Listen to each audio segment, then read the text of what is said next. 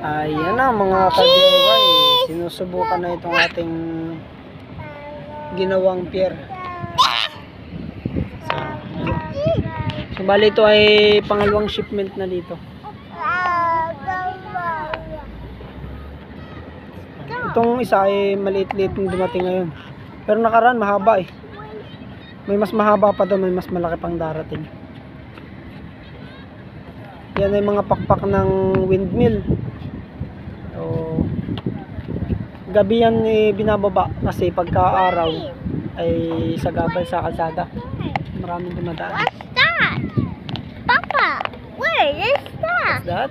A fish. Where's the fish? Cheese. Cheese?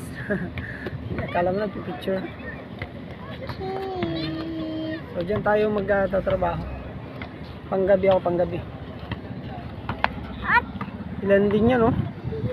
2, 4, 6, 8, 10, 12, 14, 16, 18, 20.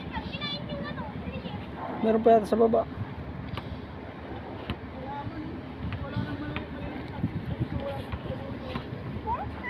23 pala. 23 piraso, dami. Puro pakpak. Dito lang kasi yung pinakamabilis na ruta papuntang Tanay Rizal.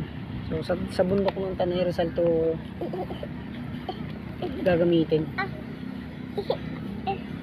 Doon nila tatayo. Ang mga shipment nito ay galing sa China.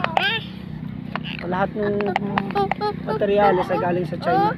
Kahit yung mga bakal namin na ginamit yan, China, from China.